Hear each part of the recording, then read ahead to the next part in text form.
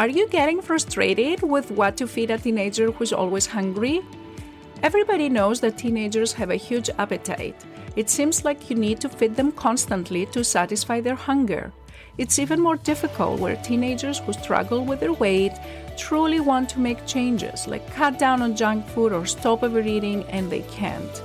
There's frustration, isolation, stress, and that's why I decided to create a recipe collection of 30 easy and healthy meals for teenagers. They're all high in protein to satisfy your teenager's hunger, and they can all be ready in less than 30 minutes. If you want to grab a free copy, go to lifestyleforteens.com/recipes.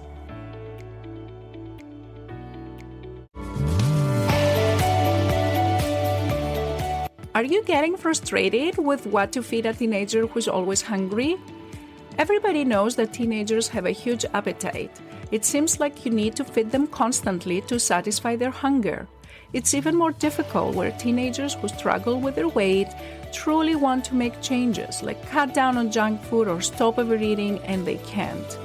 There's frustration, isolation, stress, and that's why I decided to create a recipe collection of 30 easy and healthy meals for teenagers.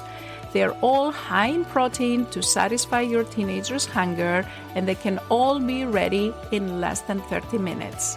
If you want to grab a free copy, go to lifestyleforteens.com/recipes.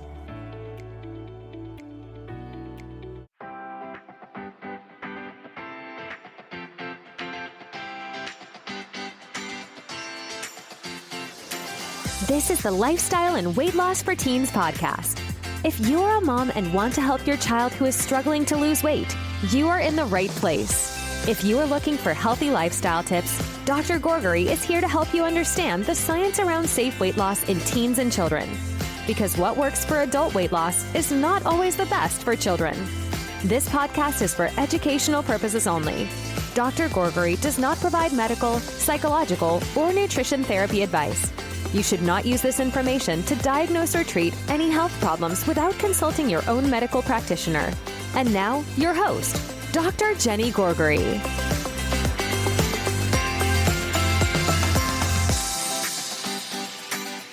Hello, welcome to another episode of the Lifestyle and Weight Loss for Teens podcast. This is Dr. Jenny Gourgari, and today I'm going to talk about whole grains. I'm sure you have heard about before the importance of having whole grains in our diet. And when we say whole grains, we really mean carbohydrates that have not been refined. For example, we're talking about brown rice instead of white rice, brown pasta instead of white pasta, having oatmeal that is whole grain oatmeal, and flour that is used that is whole grain flour instead of white flour. So these are just some main options of whole grain foods.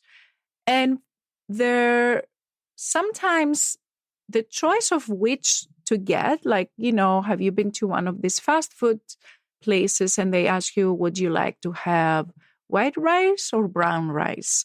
And maybe out of habit, you just say white rice. But with this episode, what I'm trying to give you some more data so that the next time you're faced with this question, brown rice or white rice, or similar questions, you want to think twice and maybe consider trying out whole grains instead of refined grains. So this is a study that was done to check what's the effect of the whole grain, specifically in teenagers' insulin sensitivity. So when we talk about insulin sensitivity, again, is a method where we can test the risk that somebody has to develop diabetes. So the better insulin sensitivity you have, the lower the risk to develop diabetes in the future. Or lower insulin sensitivity is the same thing as higher insulin resistance.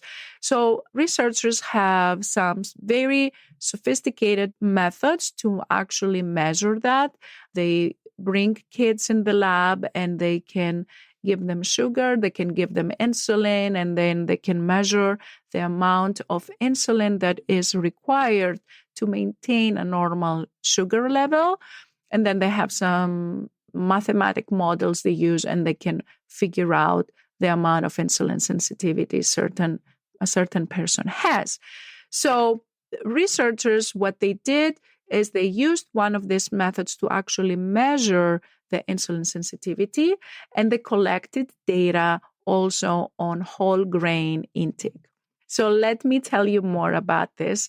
The actual title of the manuscript and the research I'm going to present is Whole Grain Intake is Associated with Lower Body Mass Index and Greater Insulin Sensitivity Among Adolescents. It was done in the Division of Epidemiology at the University of Minnesota School of Public Health in Minneapolis. It was published in 2003 in the American Journal of Epidemiology.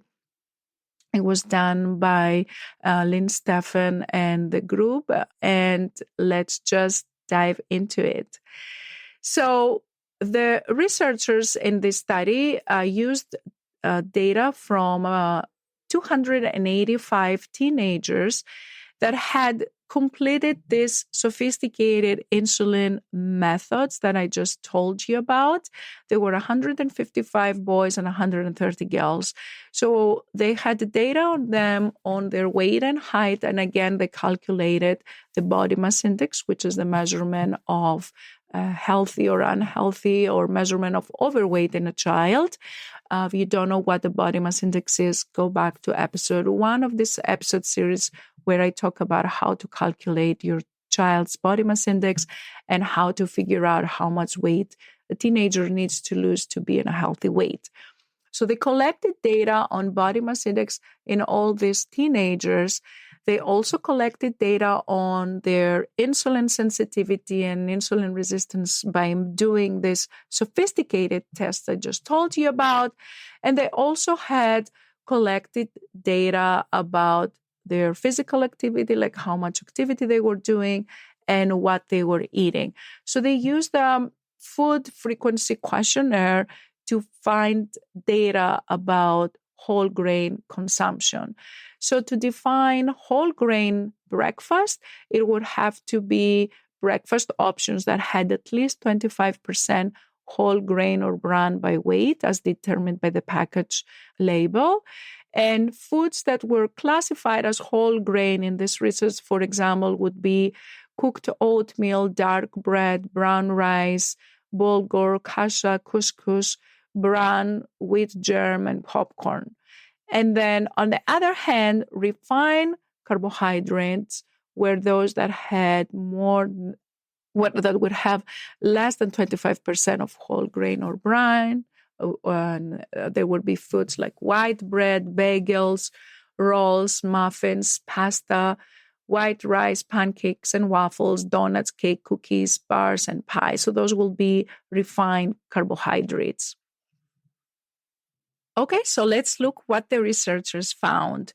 What they found was, as expected, boys in this study consumed more calories than the girls. The average energy intake was 2,600 calories in boys and 2,215 calories in girls. On average, the calories came 55% from carbohydrates, 15% from protein, and 30% from total fat. And as a group, the average servings of whole grain in every day was 1.3 servings in the total sample of girls and 1.4 in total sample of boys. And refined grains were 3.1 servings in girls and 3.3 servings in boys. Fortunately, they had also high consumption of 5.5 servings of fruits and vegetables in girls and 6.3 servings in boys. So that was good. And as I mentioned, they had expenditure data, energy expenditure, in other words, what calories they consumed because they were active. So it was an average of 551 calories in girls and 854 calories in boys. So then what they did is they divided its group in people that consume less than half a serving of whole grain, people that have half to 1.5 serving per day, and also people that have more than 1.5 servings per day of whole grain. And then they compared and they wanted to see what was their differences in terms of their insulin sensitivity and their body mass index and all that. So what they found was that people that had a higher intake of the whole grain servings, the people that had more than 1.5 servings, had significantly higher insulin sensitivity compared to the group that consumed less than half a serving of grain. And when they took into considerations other factors that can explain this, like the age, their puberty stage, how much activity they had, and also what was their body mass index, this association persisted. And in fact, it was stronger among the kids that were more overweight. So that tells you, in other words, that even though you can have the same amount of activity, the same amount of body weight and puberty and age and your gender, even though they took this these other factors that can affect your risk for diabetes and your insulin sensitivity, if you eat whole grain, your insulin sensitivity is better. And having better insulin sensitivity not only decreases the risk for future diabetes, but it can also improve your efforts to maintain a healthy weight. It can make it easier for you because insulin is a hormone that helps store fat tissue in your body. So if you have less of insulin, better insulin sensitivity, then it's easier for you to burn fat. It's easier for you to maintain a healthy weight. So you want to have insulin sensitivity to help your efforts towards being healthy lifestyle.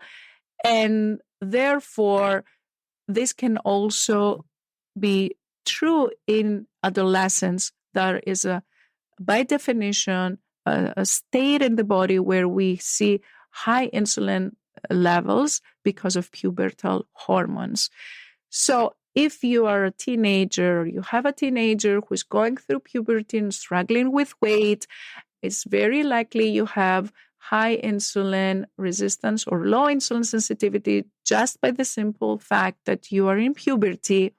One simple change that you can do, and it can help your body with your insulin sensitivity, is substitute the refined carbohydrates with whole grain carbohydrates. So help your body with these hormonal imbalances that you may have as a teenager being overweight by making a healthier choice. And once again, it may seem insignificant when somebody asks you, oh, would you like brown rice or white rice? However, it's those choices that we make every single day, again and again and again, that make huge results. You may think, oh, it's not going to make a big difference. It's just one meal. It's not just one meal. It's every single meal that you make this choice to have white rice instead of brown rice, white pasta instead of brown pasta, muffin instead of oatmeal. All these little choices, they add up. So you don't need to change all your diet, and you don't need to give up completely in all the refined carbohydrates. I'm with you. I totally understand it. What I'm trying to say is make this simple choice. Is it 1 time a week that you can do it? That's fine. Do it 1 time a week. Is it 2 times a week? Do it 2 times a week. The more you do it, the more and the better results you're going to get. So I hope this was helpful to you, and I hope it can help you think about the choices you make next time. And also for those of you that are actually cooking and preparing the meal, you have the choice what meal to serve on the table. You have the choice to choose brown rice over white rice and similar other things, whole grains. You get the idea, and you can mix it with your salad, mix it with other things so it can taste better. And it's all a matter of a habit. After some time, if you had the same thing again and again, it kind of becomes a habit. So I encourage you to just try it out for a few times before you decide that's not for you. But at the end of the day, the decision is yours. I wish you good luck, and I hope you enjoyed this episode. If you find it helpful, please share it with your friends and family so we can spread the message on how to build healthy habits for our kids and our teenagers. Take care, and I'll talk to you soon. Bye. If you enjoyed listening to this podcast, I invite you to come check out the LIFT program.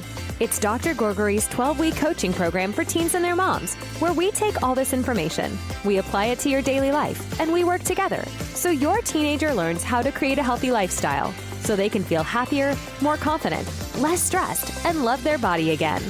Visit the website at lifestyleforteens.com and click on the Work With Me and free resources to learn more about this program and get free help to start this journey right away. Thanks for tuning in, and we'll catch you in the next episode of Lifestyle and Weight Loss for Teens.